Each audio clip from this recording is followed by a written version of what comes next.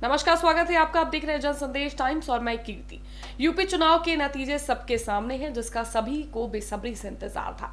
आपको याद होगा, यूपी चुनाव में शुरू से ही नेहा सिंह राठौर का एक गाना काफी चर्चित रहा, जिसके बोल थे यूपी में काबा। अब चुनाव में यूपी की जनता ने जवाब दे दिया है कि यूपी में बा बा बा। जी हां, सूबे की सत्ता में बीजेपी की प्रचंड वापसी हुई तो दूसरी तरफ योगी आदित्यनाथ के सत्ता मॉडल की भी चर्चा शुरू हो गई है। यानी वो सत्ता मॉडल जिसने एंटी इनकम्बेंसी के सारे दावे फेल कर दिए, जिसने हिंदुत्व और विकास के कॉकटेल से जातियों के सारे फॉर्मूले फेल कर दिए। तो चलिए हमारी इस रिपोर्ट में बात करते हैं योगी आदित्यनाथ के सत्ता मॉडल की, जिसने सीएम योगी को लगातार दूसरी बार जीत दिलाकर सत्ता के गलियारों में इतिहास रच दिया। 5 साल पहले मोदी रथ पर सवार बीजेपी ने 2017 के चुनाव में उत्तर प्रदेश में अपने 15 साल के सत्ता के वनवास को खत्म कर इतिहास रचा था।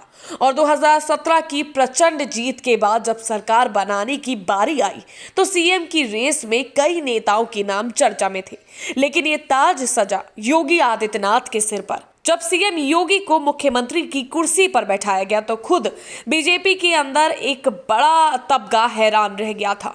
और उस वक्त सीएम योगी के सामने काफी बड़ी चुनौती थी। जी हां, उस समय योगी के सामने पार्टी में सबका स्वीकार्य नेता बनने की भी बड़ी चुनौती थी। सत्ता के अनुभव की कमी के बावजूद योगी सीखने, समझने और एक्शन लेने में पीछे नहीं हटे।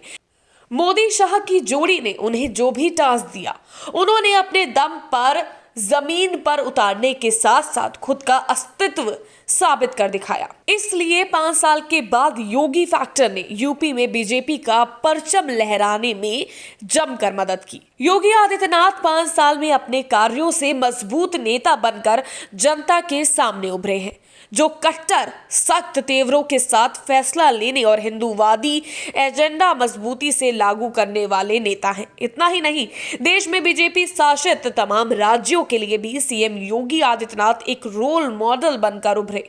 लव जिहाद और गौ हत्या पर रोक, अपराधियों के एनकाउंटर, प्रदर्शनकारियों पर सख्ती जैसे सीएम योगी के फैसले को बीजेपी शासित राज्य अपनाते नजर आए। वहीं कोरोना काल में योगी ने जिस तरह से सूबे भर का दौरा किया, उसका भी एक बड़ा सियासी संदेश गया, तो जिसे प्रदेश के साथ साथ देश की जनता भी नहीं भूल पाई। 2022 के यूपी चुनाव में बीजेपी सीएम योगी के चेहरे को आगे कर मैदान में उतरी, लेकिन इस रास्ते में पहले ही योगी आदित्यनाथ को घेरने के लिए कई विपक्षी घात लगाकर बैठे थे। बता दें, सीएम योगी को घेरने के लिए यूपी चुनाव में हाथरस कांड से लेकर लखीमपुर तक के मुद्दे उठाए गए, तो ब्राह्मण और ओबीसी विरोधी नैरेटिव गढ़े गए। इसका असर यह हुआ कि कई जगह पर बीजेपी बैकफुट पर गई, लेकिन नतीजे कुछ और ही कहानी कहते नजर आए।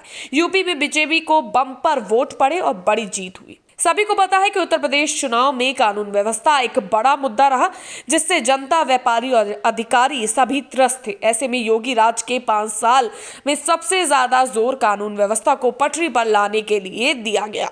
योगी सरकार में माफियाओं और गुंडों को निशाना बनाया गया, जिसके चलते गुंडागर्दी पर नकेल कसी गई। इसके साथ ही सीएम योगी ने हिंदुत्व के एजेंडे को धार देने के साथ साथ पीएम मोदी के विकास मॉडल को जमीन पर उतारने का काम किया।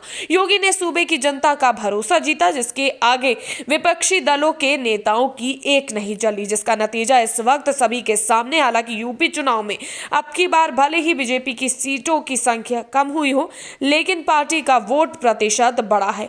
2017 में बीजेपी 40% वोटों के साथ 312 सीटों के साथ सत्ता पर काबिज हुई, लेकिन अब की बार 41% से ज्यादा वोट मिले और 273 सीटें जीती। 1980 से लेकर 2017 तक बीजेपी को 40% से ज्यादा वोट नहीं मिले, लेकिन अब की बार नया रिकॉर्ड बना।